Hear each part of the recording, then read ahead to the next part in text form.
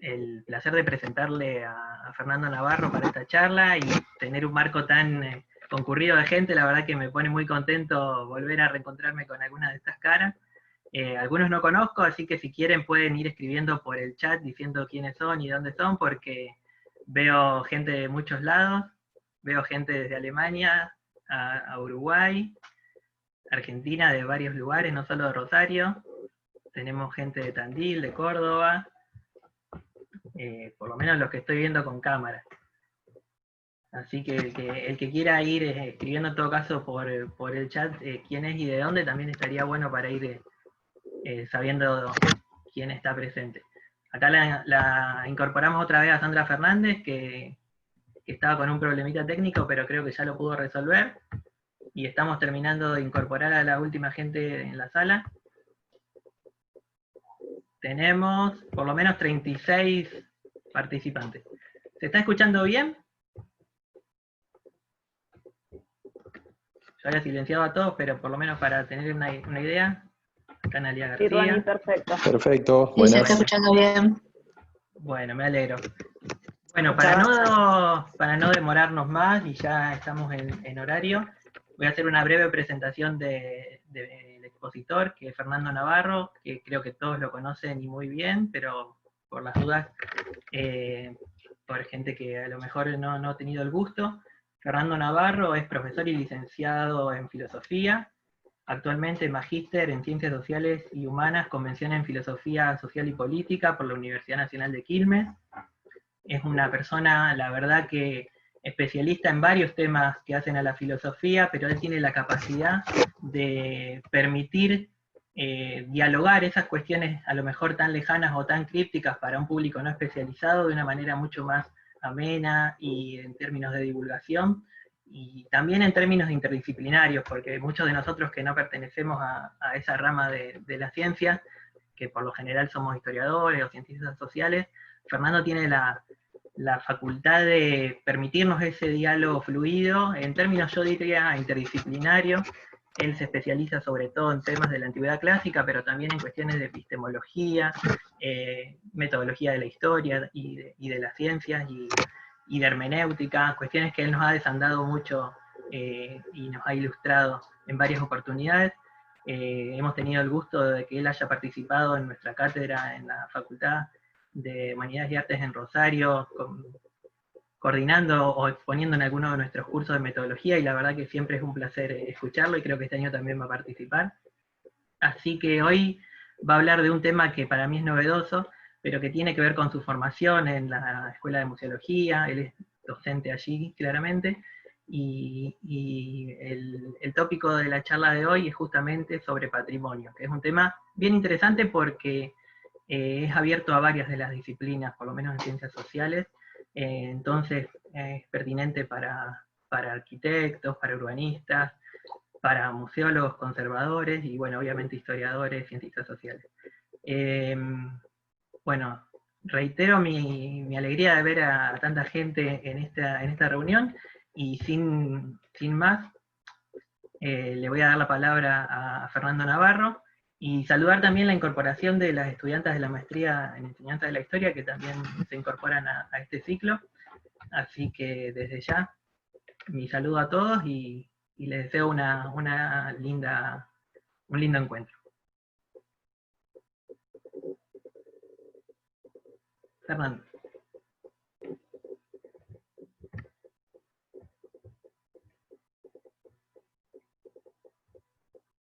Hola, muy buenas tardes. Muchas gracias por estar esta tarde que nos encontramos para pensar. Muchas gracias por las palabras de presentación, Ronnie. Y muchas gracias a Sandra Fernández, que me convocó para este ciclo que está coordinando desde su línea de trabajo de sociabilidades y dando inicio también a un curso de la maestría de enseñanza de la historia, que es didáctica del patrimonio. Y entonces le propuse que, uniendo estos inicios y la posibilidad de ampliarlo, podía ser volver a pensar este concepto de patrimonio como un concepto problemático, como un concepto que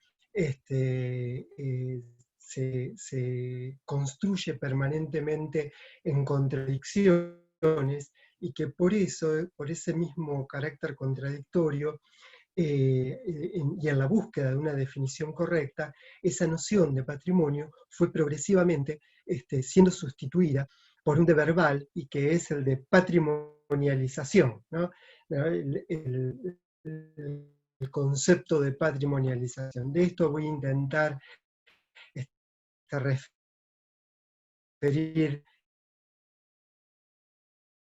en unos momentos, no sin antes agradecerles la presencia a todos, y a los que siempre nos ha unido algún momento y hemos compartido. Y a mí me emociona mucho la presencia de cada uno de ustedes. Así que agradecerles muy especialmente eso, especialmente a los de la Escuela de Museología, que muchos estaban preguntando cómo era, y que también es una alegría estar. Ni qué decir a los de la facultad y de nuestro querido ISIR también. Así que bueno, comienzo planteando esta cuestión. Hoy, si tuviéramos que decir qué es el patrimonio, lo diríamos en términos que es un concepto híbrido, como se dice actualmente, justamente por estas aporías, por estos callejones sin salidas, en la que permanentemente el concepto se va encontrando. Y esa noción fue operativizada, fue construida y reemplazada por la noción de patrimonialización. Pero veamos primeramente cuáles son, ya de entrada, los problemas que tenemos a la hora de definir patrimonio. La primera es la oposición en dos dimensiones que permanentemente, que en un momento estuvieron bien distanciadas, pero el tiempo hizo justamente que fueran superponiéndose. Esas dimensiones son la dimensión legal económica y luego la dimensión simbólica. Sin duda que patrimonio refiere en primera instancia al conjunto de bienes que una persona ha heredado y por lo tanto es libre de disponer, de transmitir, y esos bienes no tienen una significación en primera instancia. Claro que las lenguas tienen ese problema. En la lengua inglesa con heritage se utiliza tanto para la herencia patrimonial individual como para el patrimonio entendido como el patrimonio perteneciente a una comunidad. En realidad, ya en la ley romana antigua se establece la diferencia, cómo era la diferencia de patrimonio entre el patrimonio que era el patrimonio exclusivo de un individuo o una persona, y entonces eran todas las cosas res in patrimonio, ¿no? Las cosas que eran propias de un sujeto y que por lo tanto podía ser, eso era lo que podían legar. Sin embargo, distinguían claramente las cosas que estaban por fuera del patrimonio, res extra patrimonium. Y esas res extra patrimonium abarcaba una serie de categorías que implicaban, en primer lugar, la res divinae, es decir, todas las cosas que pertenecían a lo divino, y en tanto eran cosas que pertenecían a los dioses, no podían ser propiedad de nadie. Las res publicae, que pertenecían a lo humanitas, es decir, pertenecían al género humano, por el solo hecho de ser pertenecientes a esta especie, y eran fundamentalmente el agua, el aire, y las res públicas que integraban también esta res pública, porque eran todo lo que el hombre respecto al agua, al aire, por ejemplo, había logrado por su trabajo transformar. Y entonces, evidentemente, ¿qué estaba? Sino toda la caminería romana, todos los puentes romanos. Y dentro de estas res extra patrimonio, es decir, que pertenecían a la totalidad de la comunidad, que pertenecen a la humanidad, también se encontraban aquellas que eran señaladas como las res universitatis, que fundamentalmente eran, como no podía ser de otra manera, los baños termales y los teatros romanos. Pero fíjense que la condición de las res extra patrimonium que eran res no comercitum, no eran posibles de comerciar ni de ser legadas. Y eso marcaba que había una distinción clara entre aquello que era un patrimonio hereditable y aquel patrimonio que era exclusivamente de la comunidad. Esta división entre una dimensión legal económica y una dimensión simbólica aparece como problema a partir del siglo XIX, en el momento en que comienza una analogía bastante confusa y peligrosa, que era de aquellas familias que eran herederas y por lo tanto administradoras fiduciarias de una herencia, que la transmitían por muchísimas razones al Estado-Nación. Y entonces lo que se decía era que esa transmisión de estos familiares herederos al Estado-Nación obedece justamente porque el Estado-Nación operaba como una gran familia. De la familia heredera al Estado-Nación como un Estado-Nación de gran familia, el derecho a que la propiedad patrimonial sea legada a un Estado. ¿Sí? Comienzan a verse que las zonas de la dimensión legal y la dimensión simbólica ya comienzan a entrecruzarse, ya se entendía que portaba determinados valores, valores que también eran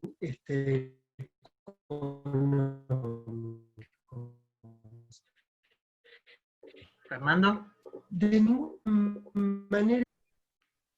¿Sí? estamos teniendo como ciertos cortes en la comunicación, se te escucha un poco entrecortado. A ver si podemos a lo mejor mejorar eso, o se estabiliza. No es que se haya perdido la imagen, pero como que por momentos cuesta seguir la línea en el sentido de que se va microcortando. Listo. A ver ahora. Bueno, retomo. Entonces, entre por las favor. dimensiones legales y entre la dimensión legal y la dimensión simbólica, comienza justamente una relación de entrecruce permanente a partir del siglo XIX. Pero vamos a estar permanente que en el devenir patrimonial aparecer. La segunda podríamos nombrar elemento contradictorio que podemos señalar es entre dos miradas respecto al patrimonio. Una mirada sustancialista del patrimonio, relativista. Claro que esta mirada perspectivista o relativista extrema señala justamente varios problemas, pero vayamos a la sustancialista, porque la mirada sustancialista entiende que la naturaleza patrimonial radica en el objeto, radica en las cualidades intrínsecas que tiene el objeto. Por lo tanto, todo el trabajo que se haga sobre el patrimonio tendrá que ser el de exponer las características o rasgos patrimoniales del objeto que permiten decir que ese objeto es patrimonial, que la naturaleza de ese objeto es patrimonial. El trabajo de investigación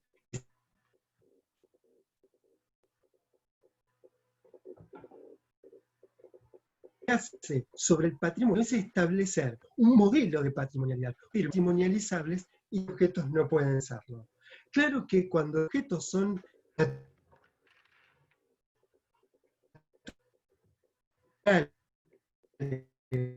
o tangibles, esto resulta con criterios más unibles, características del llamado patrimonio intangible. pero lo seguro es que los especialistas establecen un prototipo del objeto patrimonial por el cual logran justificar la necesidad de conservarlo y transmitirlos para las futuras generaciones. Y esto acontece tanto para la herencia privada, para las herencias privadas, como para las herencias que una comunidad quiere legar para el Estado-Nación. De verdad sustancialista es la que comienza a ser fuertemente criticada por las perspectivas. El mismo extremo señala justamente que ante la posibilidad de encontrar un criterio válido respecto a la verdad patrimonial de un objeto, el patrimonio siempre es patrimonial porque por cualquiera que enuncie cualquier objeto que tiene un valor patrimonial para sí. Y esto complica ciertamente el lugar institucional que tiene el patrimonio. Que si cualquiera de nosotros dice, evidentemente tiene ese museo íntimo, ese patrimonio íntimo de objetos, de recuerdos, de sensaciones, y si cualquiera de nosotros lo universaliza y dice que esto es patrimonio, no pierde ese lugar institucional. Sin embargo, aunque rechazaríamos esta razón de un patrimonio establecido desde un punto de vista de relativismo absoluto, un relativismo moderado nos viene a recordar algo que es importantísimo, que el patrimonio tiene una dimensión y constituye un hecho institucional, que el patrimonio es el acto de reconocimiento de las comunidades que han hecho respecto a lo que buscan transmitir o legar para las generaciones futuras, y que por lo tanto el patrimonio es una construcción social. Entonces acá viene justamente el gran tema de interés respecto a cómo investigar este hecho de reconocimiento, la posición por la cual una comunidad reconoce de objetos, tradiciones, memorias, tienen una naturaleza patrimonial. Y justamente entonces lo que se investiga allí, lo que se trabaja, con lo que se cuenta, es justamente con lograr analizar qué interés tiene esa comunidad, por qué esa comunidad ha establecido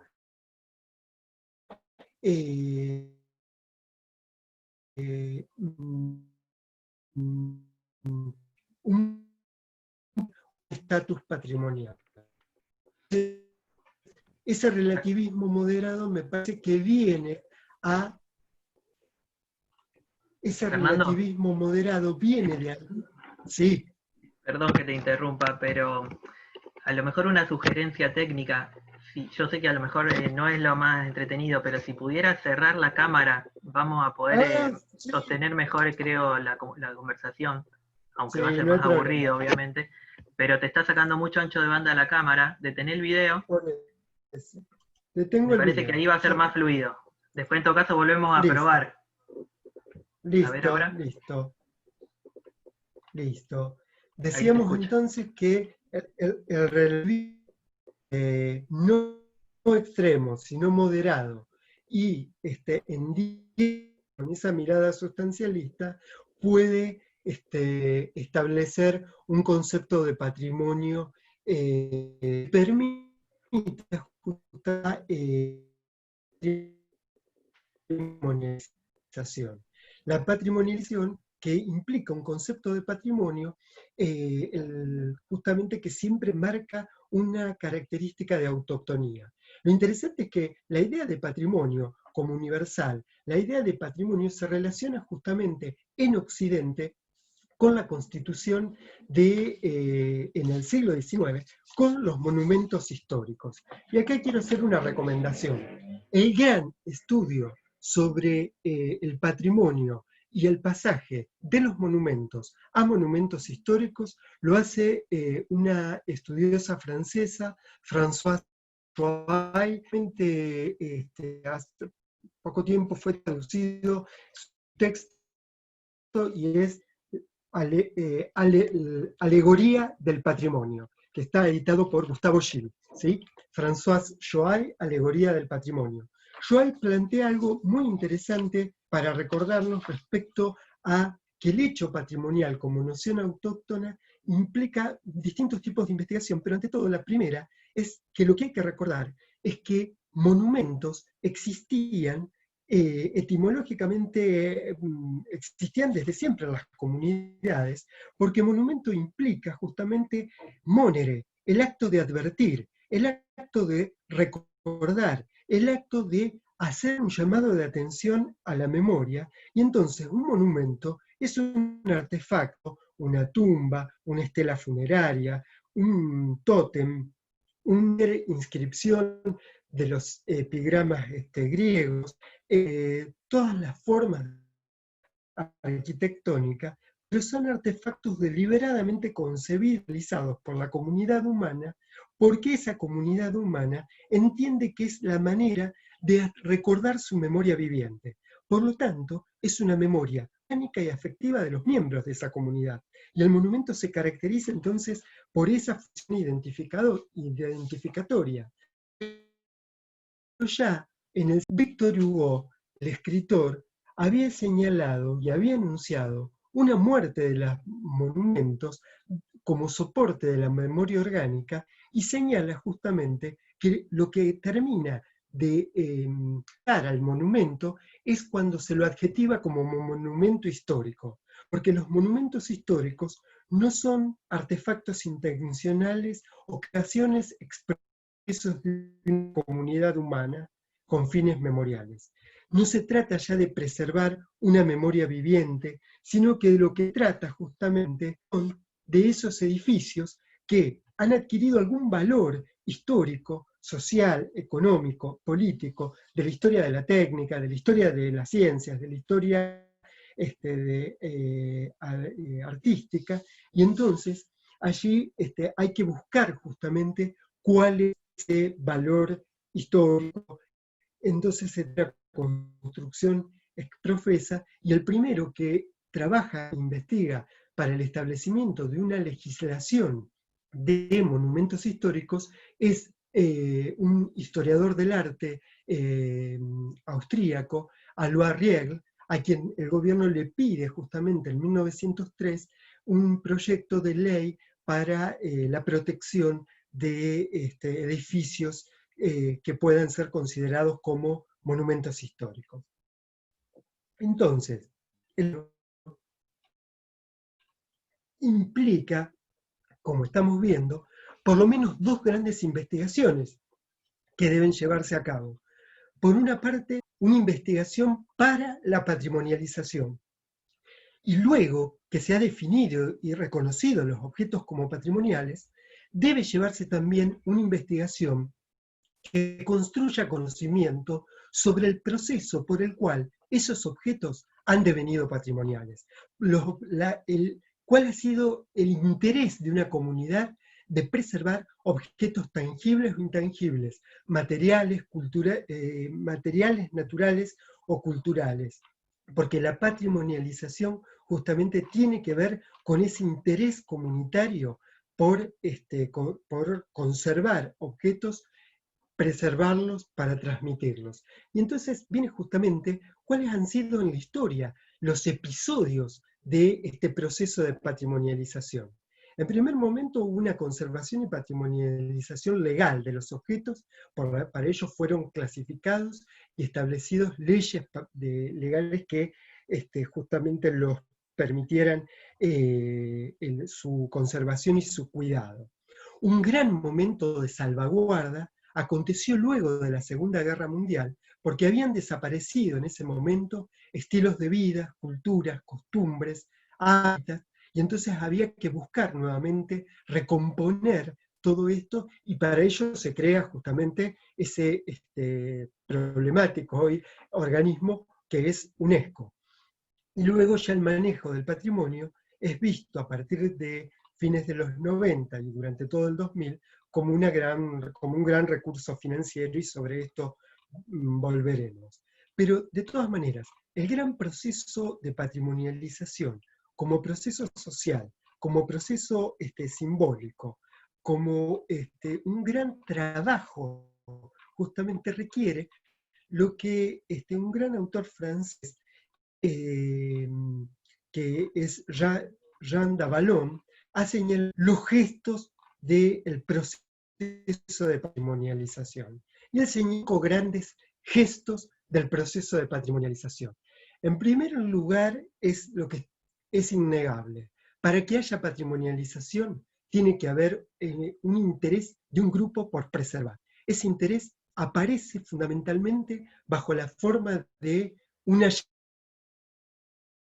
que se encuentra, que es esa experiencia de percepción que ese objeto va a tener un carácter extraordinario. Justamente el hallazgo tiene que ver con que era un objeto cotidiano, ordinario, no glorificado, y luego esa comunidad comienza a otorgarle un sentimiento de descubrimiento que va a desatar todo el proceso de patrimonialización.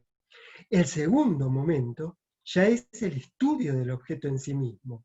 No hay ningún objeto reconocido como patrimonio cultural o natural, tangible o intangible, que no pueda y que no haya sido objeto de estudio, ya sea de un estudio sustancialista, digamos, se estudia el objeto, se estudia aquello que se quiere transmitir, o un estudio de los intereses por los cuales la comunidad ha decidido, que ha movilizado justamente a esa comunidad para su resguardo.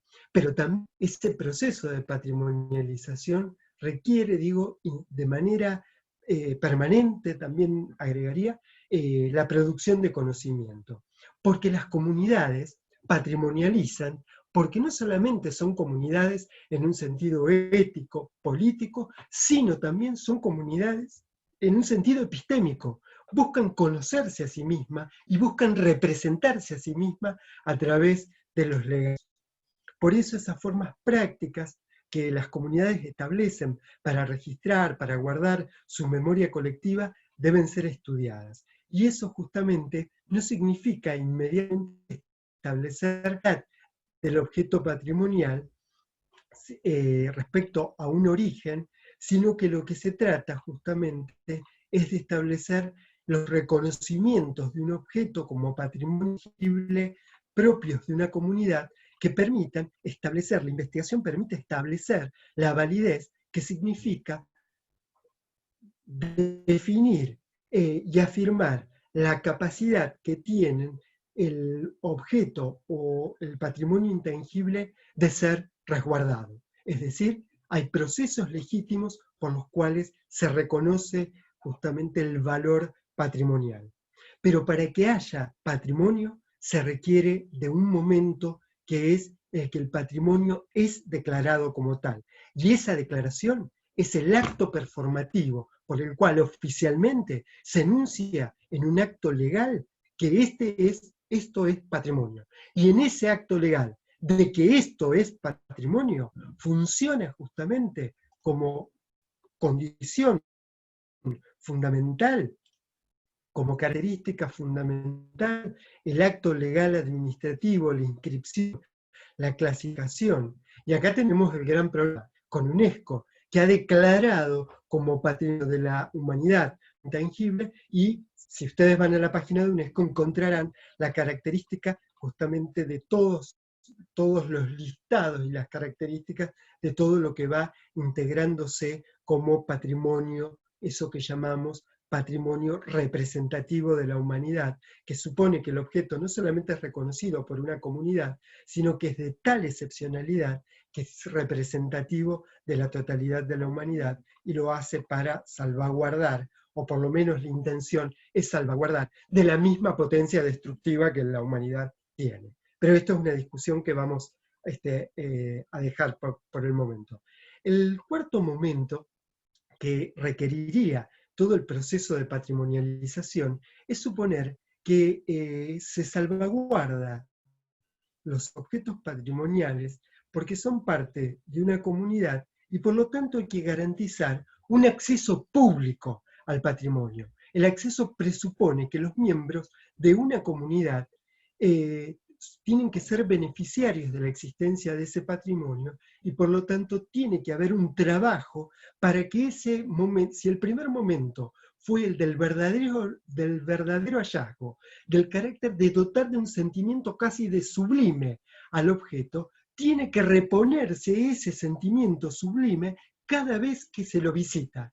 Cada vez debe volverse a reponer esa experiencia. Por lo tanto, la experiencia de musealidad, digamos, que tiene que tener el patrimonio, también tiene que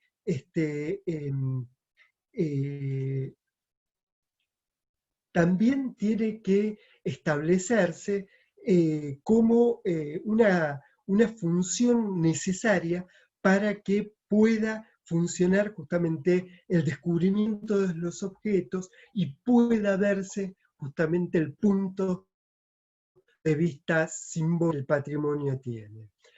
El quinto y último elemento es justamente la transmisión de los objetos patrimoniales a las futuras generaciones, y por lo tanto hay que darle una continuidad en el tiempo, hay que crear una atención hacia el futuro en ese momento de resguardo patrimonial. Y por lo tanto, lo que hay que señalar finalmente son tres características, que es la de la obligación de conservar las cosas que hemos recibido, porque poseen un valor patrimonial, un valor específico, la obligación de transmitirlas a las futuras generaciones y la obligación de disponer simbólicamente a toda la comunidad, porque de lo que se trata es de un bien común. Ahora, retomando justamente dos últimas características de este concepto de patrimonio pensado desde un punto de vista paradojal, desde un punto de vista casi contradictorio, tenemos que señalar, y Jacques Davallon lo hace en su tesis doctoral, el don del patrimonio. Él piensa desde un punto de vista comunicacional la totalidad del patrimonio, y entonces dice, el patrimonio tiene la lógica del don. Bueno, era exponer ante tanta comunidad, tanto público que tengo, viene de la arqueología y de la antropología que está presente, que pueden explicar la tradición francesa del don, especialmente por la Marcel Mauss, pero básicamente es esta lógica de un don total que se contrapone a nuestras lógicas de intercambio propias de este sistema. Y lo otro, el otro elemento que los voy a revisar en conjunto, porque ya voy a cerrar finalmente con lo que yo pienso con respecto a estas dos paradojas, tiene que ver con la autenticidad de los objetos y la autenticidad de la experiencia del espectador, que esa es otra contradicción fundamental del concepto de patrimonio. Y en este sentido, quisiera traer, para ver estas dos aporías y verlas cómo funcionan estas dos contradicciones, sí me interesa reflexionar con un autor que es sumamente problemático nombrarlo en estos momentos, porque ha intervenido en el debate respecto a la pandemia con argumentos que yo comparto en parte, pero que han sido fundamentalmente polémicos, y ese autor es George Agamben. Fundamentalmente me voy a referir a George Agamben, que escribe una serie de textos previos a Homo Sacer, y habla de que si hubiera que caracterizar el momento actual, diríamos que la situación antropológica de este sistema es la de revelarnos que somos hombres sin contenido. Porque desde la perspectiva justamente que asume Agamben, va a señalar que la pregunta de la vida y la obra de cada uno de nosotros es una vida y una obra de hombres que viven sin experiencia.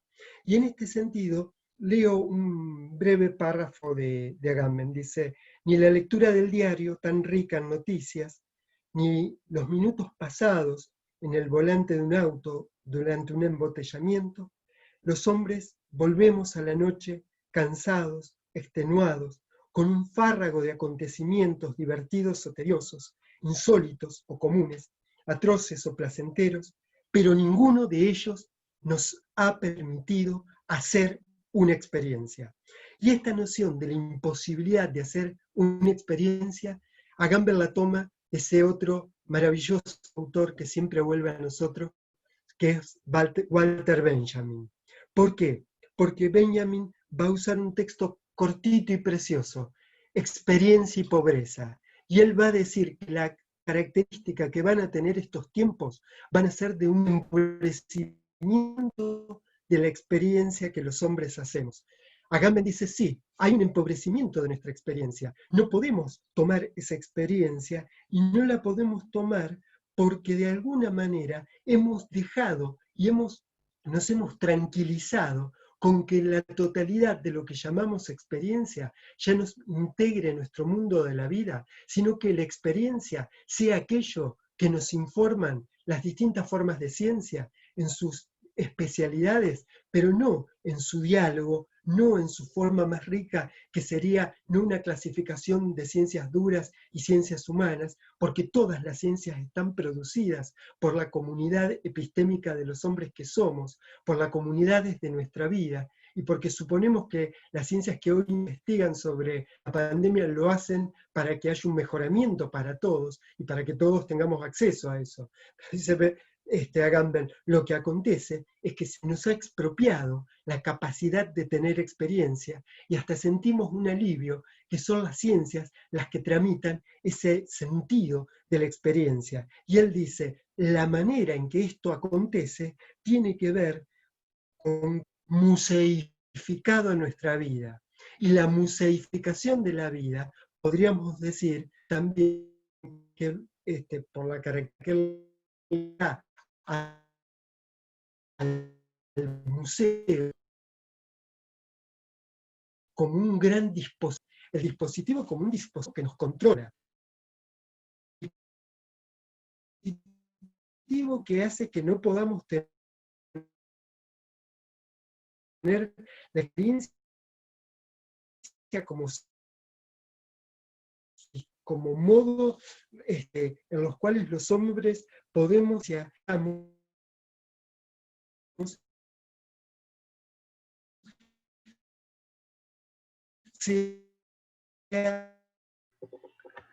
Bueno, Fernando. Dice de un peregrino, ¿sí? ¿Se perdió? Te estábamos perdiendo a lo último. Ahora creo que te recuperamos, pero nos está jugando una mala pasada la cuestión de la comunicación tecnológica. Debe haber mucho tráfico, más allá de que somos muchos en este... ¿Detengo el video? Dale.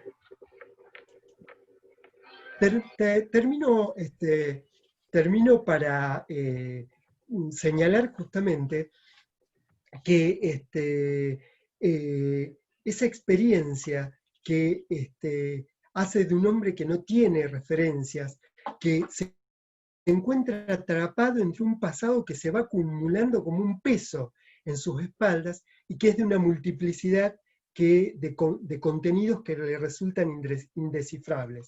Entonces, de alguna manera, el hombre sin contenido es un hombre que no puede hacer una experiencia estética, ¿sí? Y no puede hacer una experiencia estética justamente porque lo que crece es esta patrimonialización, esta musificación.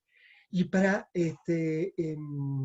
Agamben lo que va a señalar es que eso que es la vida de los hombres, que es todo lo que el hombre crea por el arte, por la historia, por las formas de filosofía, por los sentimientos, por su naturaleza y por la política, ha sido retirado dócilmente al patrimonio, ha quedado resguardado dentro del espacio distanciado del museo.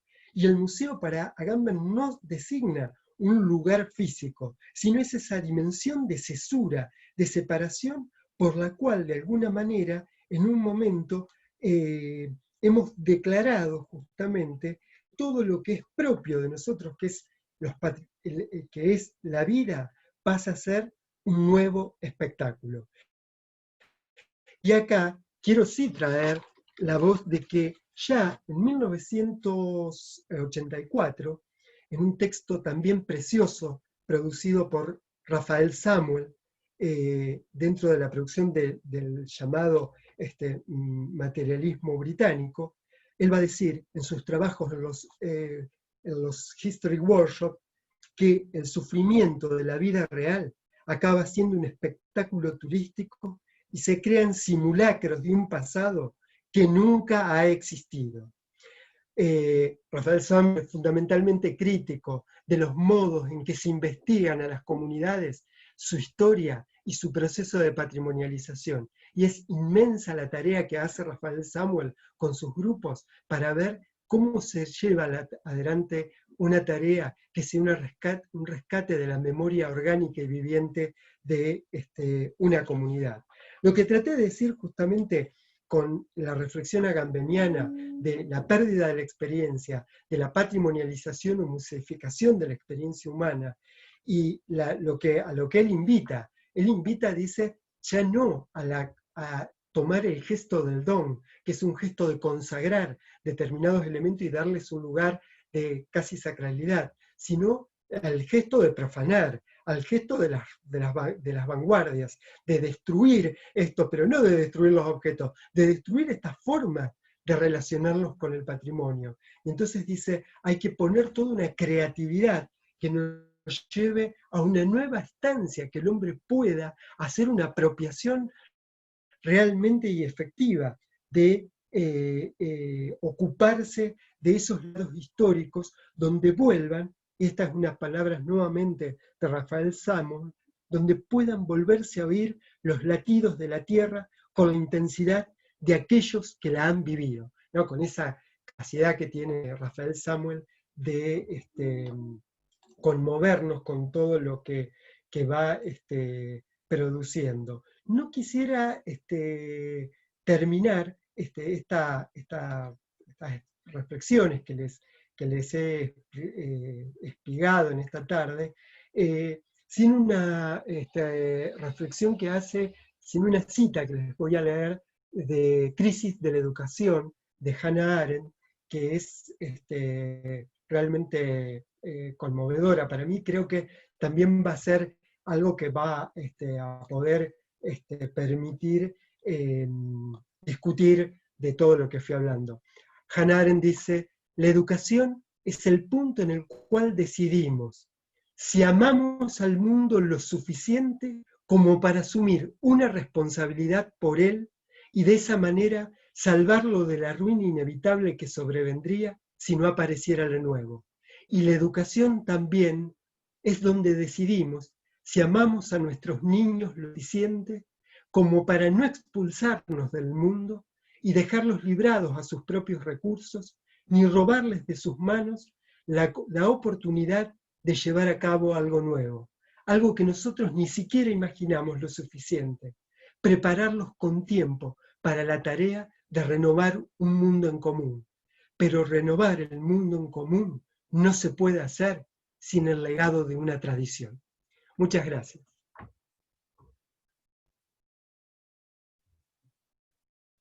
Bueno, Fernando, muchas gracias. Me ponen unos aplausos ahí, gracias. Sí, la verdad que te agradecemos mucho, más allá de, como dije, esta mala jugada que nos pasó la tecnología, que a lo mejor tuvimos que balancear entre escucharte y verte. Mejoraba mucho la calidad de la comunicación cuando lamentablemente te perdíamos en la imagen, pero bueno, creo que en ese balance entre escuchar y ver, privilegiamos escucharte, y has logrado mantener la atención del público a pesar de no no poder verte, por justamente la pasión con la que expresás y comunicás tu saber, que nos tuviste ahí muy expectante, y la verdad que te felicito a vos y agradezco a todo el público, obviamente, que se haya mantenido presente, a pesar del esfuerzo que implicó a lo mejor los microcortes o no poder tenerte ahí. No, sí, muchas gracias, me están poniendo, gracias a todos, y yo les agradezco, pero sí me gustaría, bueno, la resonancia, uno a veces sí, de todo vamos lo que a abrir, escucha, de todo. sí, vamos a abrir un espacio ahora para que el que tenga alguna inquietud, comentario, consulta, se anime a abrir el micrófono y hacerla directamente con vos, o si no, en su defecto, escribirla por el chat y yo las voy a leer para que la puedas ir comunicando. Sería bueno de que podamos juntar varias consultas juntas para no tener que ir haciendo un ping-pong de una y una. Así que abrimos los micrófonos, el que quiera empezar me levanta la mano o pide el audio Buenísimo. y hacemos esta serie de inquietudes y preguntas que haya quedado pendientes. Bueno, todos están agradeciendo. Sí, Yo, todos. Ronen, Sí, no sé si se escucha. Aldana, Le sí, cómo no. Bueno, un genio, Fer, como siempre, un gusto verlo, ya los extraño. Gracias, gracias. Como él sabe y hemos charlado, siempre me interesa la cuestión del patrimonio. Y últimamente que estuve leyendo otras cosas, me quedé pensando en cuando hizo referencia al patrimonio como recurso financiero y cómo ahora aparece todo el tema del consumo y la ganancia. Si podías seguir un poquito por ahí, pensaba Fer, para profundizar Sí. ese lado del problema. Vos sabés, Aldana, que, bueno, después cuando uno Sí, arma, juntemos un par de inquietudes. Juntamos. Sí, acá hay una consulta en el chat. Si podrías ampliar un poco la cuestión de la musificación de nuestra vida cotidiana y los dispositivos en torno a ella. Es una duda que te escriben en el chat. ¿Alguien más que quiera hacer alguna intervención, consulta, inquietud?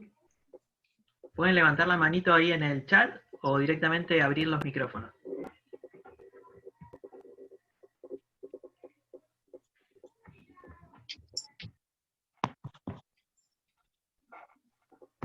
Yo, Fernando, mientras tanto, si alguien quiere, me pide la palabra. Mientras tanto, a mí me interesó mucho esta cuestión que vos mencionás de las diferentes miradas sobre el patrimonio y la patrimonialización, como distinguiendo también estos conceptos.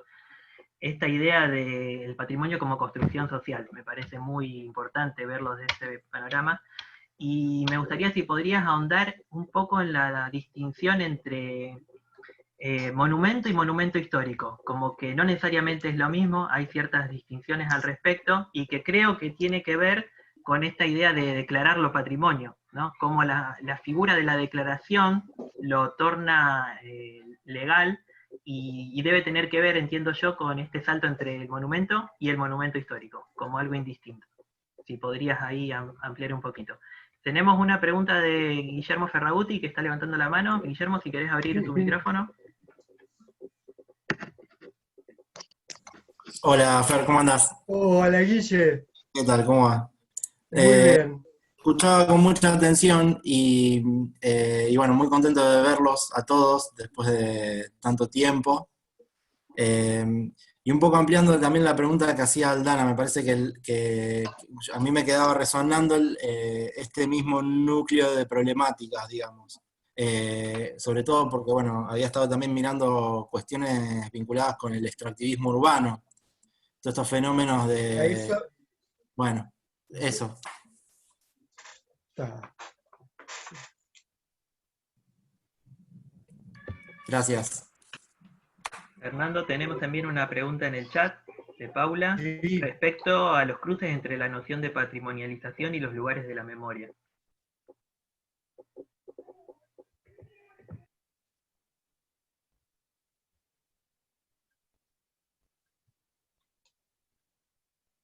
Sí. Bueno, voy contestando si les parece. Sí, sí. En todo caso, si surge algo más, lo escriben Claro. o piden la palabra. Sí, Sí, adelante. están como unidas todas las cuestiones que fueron planteando. La lógica del don contrapuesta justamente a la lógica lógica de intercambio económica estrictamente y a este carácter, tiene que ver justamente con el patrimonio, lo que bien preguntaba el Guille respecto a cómo ciudades enteras han sido patrimonializadas y gentrificadas, y que ha implicado un cambio de esa ciudad respecto a las costumbres. Hace pocos días salió un texto muy bonito en página 12 de Eduardo Febro, que es el periodista de página que está radicado en París y que escribe de allí. Y lo que señalaba justamente eso es que dice, pareciera que París ha recuperado justamente aquella noche parisina, la noche donde el jazz sobrevolaba en cualquier lugar, donde los clochards tomábamos cerveza con los profesores de la Sorbonne, donde los periodistas y los artistas estaban, y no este París gentrificado que ha hecho justamente que solamente se vaya, que se establezca códigos de vestimenta, códigos de entrada a determinados lugares, pagos altísimos de tasas para poder entrar a los lugares y un gran nivel de consumo, porque el París financiero ha tomado el Marais, Montparnasse, los lugares que eran bohemios de ese París de la imaginación artística y de la revolución, ¿no? Ha sido tomado justamente por el emporio financiero y lo ha gentrificado, ¿no? Esos procesos realmente son terribles, y ella apuntaba a otra cosa, apuntaba a lo que implica justamente el patrimonio en relación a todas las prácticas extractivistas, donde por ley patrimonial se debe llamar a arqueólogos para que reaseguren que no se está se está en un sitio que debería ser patrimonializado o no, pero justamente lo que marcan todos los arqueólogos es que esas prácticas van a terminar en un proceso de patrimonialidad. Hay un artículo precioso de una arqueóloga que señala justamente que las comunidades terminan teniendo que negociar permanentemente con grandes empresas para que sus sitios puedan ser preservados, y que ni siquiera la voz autorizada del arqueólogo muchas veces puede mediar a nivel de estos conflictos que se crean. Entonces digo, las cuestiones de patrimonio en relación al turismo, del patrimonio en relación al extractivismo, realmente son muy complejas y realmente muestran el poder de la capacidad que tiene el sistema, de su capacidad política y económica de funcionar, que hacen que las memorias de las comunidades queden muy desguarnecidas en función del poder político y económico. Esto es un problema justamente que hay en torno al patrimonio. Este es un problema, y digo, estos son hay grandes trabajos de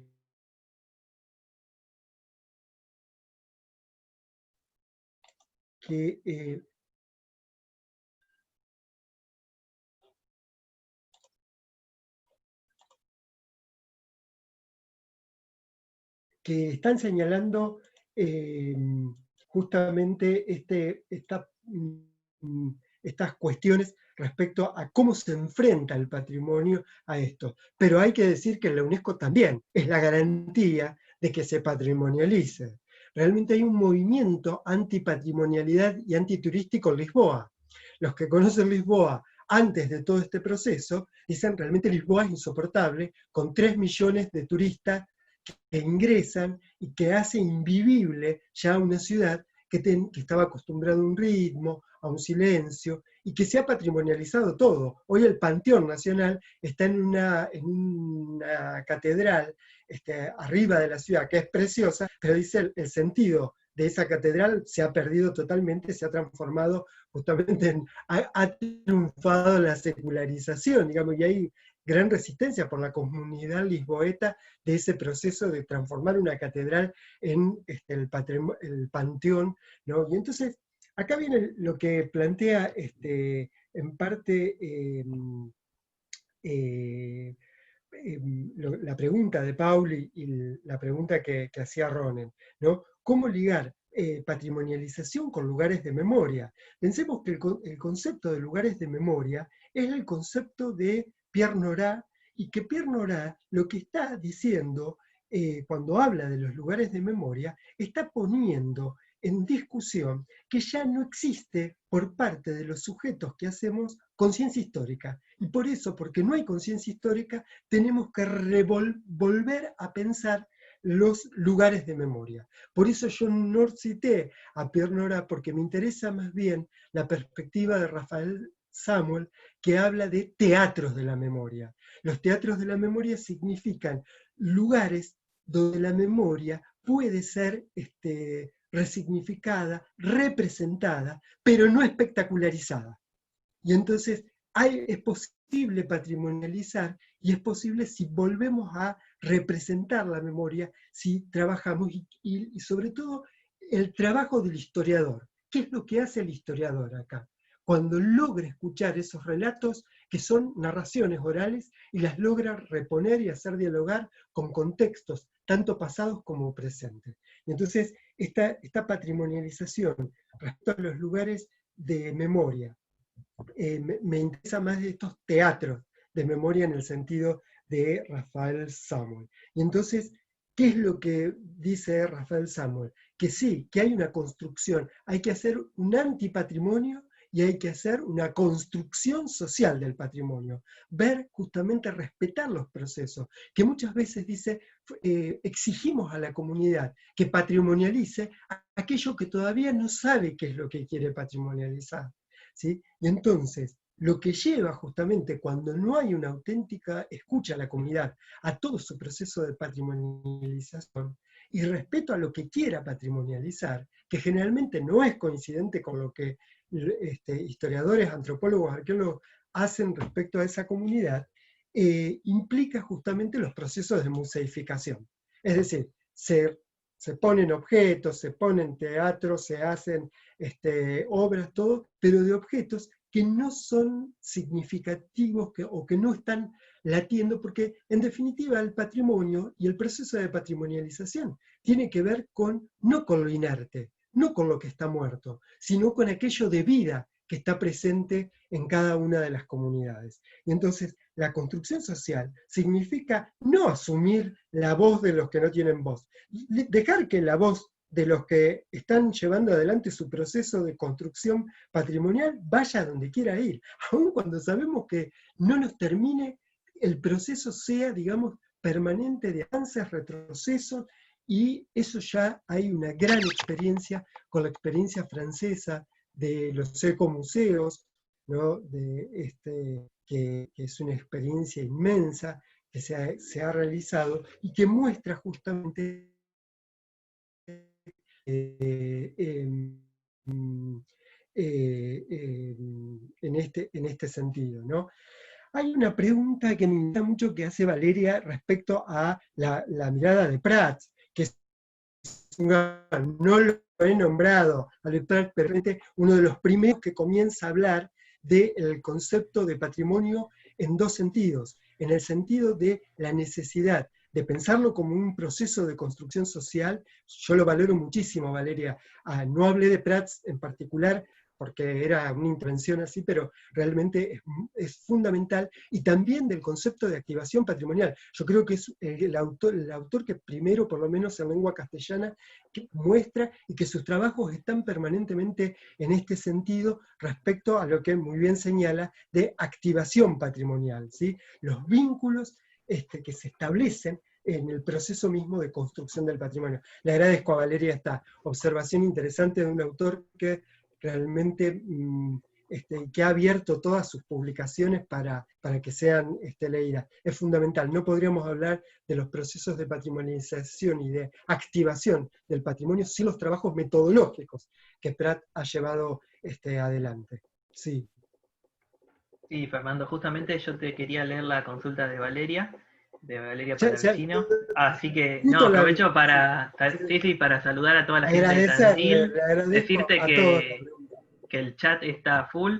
Tenemos una pregunta de Alejandro que está levantando la mano, y Sí. bueno, y no sé si hay más tiempo para seguir haciendo alguna que otra consulta, si no, Alejandro. Hola Fer, hola a todos, Hola. a los compañeros de museología. Esta mañana estaba viendo a Sandra que estaba hablando con Guatemala, y ahora viéndote a No vos. pude estar en no me dejaron entrar, Alejandro, me echaron de... Cuando Sí, llegué no está me... bien que no te dejen entrar de vez en cuando a vos a ciertos lugares. No, y ahora, volviendo a hablar de turismo, como los que saben, soy agente de viajes también, me quedó la duda de cómo repensar los espacios patrimoniales a partir de lo que estamos viviendo, ¿sí? Porque el turismo masivo se va a acabar y vamos a pasar a turismo, lamentablemente, creo, y lo que estamos viendo todos, vamos a pasar a tener un turismo más de élite, porque algunos precios van a subir y un montón de cosas más que ya se está viendo en lo que es nuestro trabajo, ¿sí? Entonces, quedó algo dando vueltas esta mañana de que decían que, Sandra muy bien lo decía, de que se acabó la modernidad y vamos hacia otro lado, ¿sí? Pero el que va a empezar a viajar es aquel que está siempre arraigado a la modernidad. Entonces, a mí me quedó la duda, y quiero que, a ver, Fernando, si vos me podés ayudar, de que los lugares patrimoniales que estaban siendo reconvertidos para dejar atrás de lado la modernidad, ¿qué va a pasar con todo eso? ¿Vos decís que se va a dejar de lado y vamos a volver a un retraso, o ya se va a seguir con esto que estamos viendo, la reconfiguración de todos los espacios? Me parece muy pronto poder definir en este momento, que todavía no se ha salido mundialmente de esta experiencia que estamos haciendo de pandemias, encierros y cuidados. Entonces es muy dificultoso decirte, Alejandro, que yo no diría que la masividad se va a perder. Ni siquiera los infectólogos lo están diciendo. Respecto, va a haber un tiempo en que va a ser, no inmediatamente, digo, pero va a ser. Pero yo no creo que la masividad se pierda absolutamente. Yo no creo, personalmente pienso que el turismo masivo en un momento va a volver, va a establecerse, va a, más allá de que pueda haber una baja en quienes puedan tener capacidad de consumo, pero realmente viendo los números, el nivel de traslados, de traslaciones que hubo en el periodo justamente entre pandemia, digamos, todavía no estaba la pandemia, realmente yo no pienso personalmente que haya una detención del turismo. El turismo está considerado justamente como una forma de ganancias altas. Fíjense que ya están pidiendo que no se determine para los países tanto de Europa como en nuestros países de Latinoamérica, que se impida que las vacaciones, digamos, se hablaba que no iba a haber vacaciones, y desde los mercados del turismo están diciendo que esto no acontezca. Es decir, no creo que el turismo. Respecto a un cambio en la subjetividad, tengo mis dudas también de que la subjetividad, yo describí esta subjetividad como una subjetividad expropiada de la experiencia, que es una subjetividad bastante rota, diría, ¿no? Pero digo, no creo que esa subjetividad moderna estrictamente sea la que permanezca, ¿no? Creo que una subjetividad va a seguir esta subjetividad de consumo, de consumo turístico y de ir allí a esos lugares objetales a tomarlos y ¿no? Que me parece ahí que ver. Yo te diría que, no digo que seguiría tal cual, pero te digo, me parecería que los grandes destinos patrimonializados van a continuar, la publicidad sigue refrendando eso, digamos, cuando traté de entrar a la cuestión de Guatemala me saltaron millones de empresas turísticas que me invitaban a que visite Guatemala la Antigua. Digo, es decir, el proyecto de patrimonio museificación me parece que va a continuar en ese sentido, ¿no? Sí. Bueno, Fernando, otra vez. Sí. Preguntan acá algo que es interesante. Museificación y dispositivos. Directamente, Agamben toma el concepto de dispositivo Foucaultiano y dice el museo, pero por museo entiende patrimonio, él no entiende el museo como institución, y se entiende como museificación. Para él, los actos de patrimonialización de ciudades, declaraciones de patrimonio de la humanidad, todo eso es un gran museo. Un museo en el peor sentido, ni siquiera en el sentido, dice él, del siglo XIX.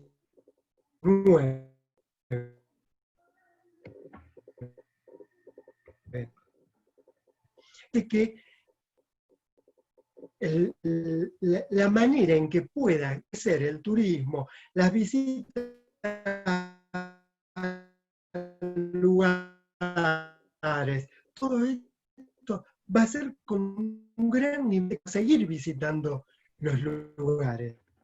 Entonces, lo que muy bien apunta Sandra, psicóloga y especialista en patrimonio, a quien agradezco, es la ultramodernidad. Ya estamos en una profundización, en un salto cualitativo de la modernidad, que implica un cambio ecológico, competitividad, y una vuelta nuevamente del sistema a encontrar en medio de esta crisis cómo va a volver a el control y el orden que le permita realmente seguir el camino. Por eso las propuestas de futuro. ¿Qué futuro nos invita y que nos invitan todos los autores hoy?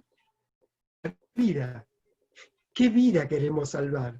La vida que teníamos antes, de consumo, de trabajo, una vida desnuda, puesta al mercado permanente porque nuestros tiempos dan solamente para poder reproducirnos materialmente y poco para el deseo, para lo que queremos, para el amor. ¿O queremos realmente una vida plena de lo que deseamos, de lo que sentimos? Una vida de la amistad, del encuentro, ¿no? Entonces, me parece que la discusión tiene que ver en este sentido. Y yo creo que los poderes están muy listos, muy preparados para que volvamos al consumo, para que volvamos a estos sentidos donde lo más inerte y lo más muerto se establezca y no esta vida, que es vida y muerte, que se afirma, ¿no? Como potencia, como creatividad. Sí, bueno, de hecho hay una última pregunta de Maxi Vignati que gira alrededor de esta cuestión de los sentidos y la Pero crisis del claro, espacio. recuperar la estesis, recuperar los sentidos, recuperar esta vida como arte implica recuperar las sensibilidades y implica recuperar, Maxi, la imaginación. Una imaginación que es estética y es política. ¿Cómo tener imaginación cuando pensamos en un futuro? ¿Qué es lo que dice Arendt? Solamente si nos sentimos, amamos el mundo. Y el mundo es un mundo plural, diversificado, con narrativas diferentes, pero podemos amar este mundo y somos responsables, un amor responsable. ¿Por qué? Por todos los comprometemos realmente, no porque piense que la educación que salva, sino que pienso que la educación es aquello que transmite y comunica humanidad. Entonces, en ese sentido me parece interesante imaginar estas potencias de futuro. Bueno, Fernando, para cerrar, porque no quiero abusar del ancho de banda, me da la sensación de que en cualquier momento se corta el fino hilo que nos mantiene unidos. Volver a agradecerte a vos especialmente por la exposición, que la verdad que en este sentido lo dije en el principio, este interés interdisciplinario que despertás, el tema del patrimonio, pero sobre todo como vos lo presentás y con la pasión que lo relatás, hace que haya gente muy disímil e interesada en estos temas, porque la verdad son temas muy candentes y también históricos, así que es interesante siempre de cómo el punto de vista va marcando la temática y el objeto. Agradecerle a toda la gente que haya estado con nosotros, espero que le haya interesado mucho como a nosotros, y bueno, invitarlos para la próxima reunión, que estamos teniendo este ciclo permanente, ya les llegará el flyer con el link, y bueno, otra vez a vos, Fernando, un abrazo grande y el agradecimiento de siempre. Bueno, yo una cosita, digamos. Bueno, primero, el agradecimiento a Fernando, bueno, que además es un amigo, y decir que, bueno, estas intervenciones que hemos diseñado tienen un éxito grande, y además son muy plásticas, porque digamos la experiencia que estamos teniendo es que no tenemos público cautivo, que nuestro público en cada intervención se renueva, y la otra cuestión que es muy importante es la variabilidad, es decir, que no son solamente las personas que participan, miembros de nuestra unidad o gente de la facultad, sino que es muy plural y que además se van sumando reunión tras reunión distintos colegas de distintas universidades y centros del país. Y otra cosa que quiero señalar, que esta es una actividad que también estamos haciendo en conjunto con la Maestría de Enseñanza de la Historia, y esto me parece también una cuestión más que interesante. El primero de estos encuentros también lo hicimos de forma conjunta con la Asociación Argentina de Historia de Mujeres, y bueno, y eso lo hicimos hace poco más de 20 días. Y esto, bueno, lo vamos a continuar. La semana que viene vamos a tener una nueva intervención el día viernes. La va a coordinar Laura Cardini, que también es alguien que es investigadora del ICIR y docente de la Facultad de Humanidades, y bueno, y vamos a presentar esta vez una colega colombiana, Luisa Fernanda Sánchez.